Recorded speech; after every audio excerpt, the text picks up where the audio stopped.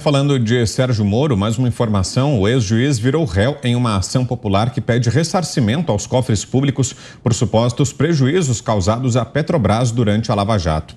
A ação foi movida por deputados federais do PT que alegam que a atuação do juiz na operação causou danos à economia brasileira. A iniciativa é de Rui Falcão, Érica Cocai, Natália Bonavides, José Guimarães e Paulo Pimenta. O caso tramita na 2ª Vara Federal Cível de Brasília e não há valor estipulado para indenização. A petição inicial foi recebida na segunda-feira pelo juiz Charles Renaud Frazão de Moraes. A ação é assinada pelo advogado Marco Aurélio de Carvalho, que coordena o grupo Prerrogativas. No texto, os parlamentares do PT argumentam que o ex-juiz Sérgio Moro manipulou a maior empresa brasileira, a Petrobras, como mero instrumento útil ao acobertamento dos seus interesses pessoais. O distúrbio na Petrobras afetou toda a cadeia produtiva e mercantil brasileira, principalmente o setor de óleo e gás, acrescentam os deputados. Nas redes sociais, Moro comentou o fato. Aspas, a inversão de valores é completa. Em 2022, o PT quer, como disse Geraldo Alckmin, não só voltar à cena do crime, mas também culpar aqueles que se opuseram aos esquemas de corrupção da era petista. A ação popular proposta por membros do PT contra mim é risível. Assim que citado, me defenderei. Fecho aspas, a postagem de Sérgio Moro. 30 segundinhos, Zé. Olha, essa pendenga de Lula com Moro tem que ter um fim. A Lava Jato, ela não provocou prejuízos, pelo contrário, recuperou dinheiro, e dinheiro da Petrobras, e dinheiro público que foi roubado. A Lava Jato, ela prestou um grande serviço e tem uma grande relação Brasil e aproveitamento do judiciário. Agora, a visão do Moro político, esta tentativa dele para o mundo político é que é incompreensível. Como juiz, eu acho que prestou sim um grande serviço e foi lucro para o Estado. Você, Fiuza, sobre essas declarações de Lula e Sérgio Moro, 2 minutos. Olha, tem dois responsáveis por esse pacto de cinismo. É claro que isso é um pacto de cinismo, né? Fingir que o assalto do PT à Petrobras foi, na verdade, não existiu. Quem prejudicou a Petrobras foi o que prendeu o Lula.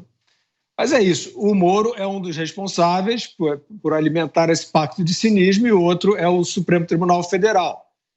O Supremo Tribunal Federal descondenou esse personagem. Ele criou... Parece que travou um pouquinho, Fiuza. Vou passar para a Ana, então. Em 2 minutos, Ana, seu comentário, daqui a pouquinho a gente volta com o Fiuza. Bom, em relação ao ex-presidiário e político e corrupto favorito do STF, quando ele fala sobre os cristãos, é inacreditável ele sequer achar que ele pode colocar a palavra cristão na boca, um homem que defende o assassinato de bebês no ventre de suas mães e defende o aborto como política pública, de saúde pública para as mulheres. Senhor Lula, ex-presidiário, Jesus foi adorado ainda no ventre da sua mãe. Caso o senhor não saiba, o senhor que se diz cristão, mas parece que é um cristão aí de ocasião, só perto de eleição que o senhor aparece falando sobre o assunto. Depois ele fala de subir os impostos aí, taxar os ricos. Pois bem, aqui a gente sempre fala, que nos Estados Unidos nós temos 50 mini países, cada um tem suas legislações, inclusive tributárias. Aqui na Califórnia, um estado há muitos anos democrata, resolveu emplacar aí essa política de taxar os ricos, as grandes fortunas. Pois bem, os ricos foram embora. Os ricos foram embora, levaram o dinheiro, levaram também todo o seu investimento em novos empregos. A taxa de desemprego aqui na Califórnia, principalmente dentro da pandemia, os números estão aí estratosféricos. Exatamente porque começou essa política de taxar os ricos e achar que nada vai acontecer. Sobre sobre o Sérgio Moro, eu fui ali no perfil do Sérgio Moro no Twitter e tentei procurar alguma crítica ao STF. Moro foi, como o Mota muito bem colocou, um excelente juiz dentro da Lava Jato, deu um banho de justiça no Brasil, saiu da Lava Jato como um homem forte, um nome forte para o governo, foi ministro da Justiça, teve a confiança do povo brasileiro, saiu do governo cometendo aí acusações, falando de acusações gravíssimas que não se concretizaram, entrou para a seara política, para o cenário político, se perdeu completamente, não fez nenhuma crítica ao STF dentro da pandemia ou fora da pandemia, durante todos esses momentos inconstitucionais que quase que diariamente nós falamos aqui.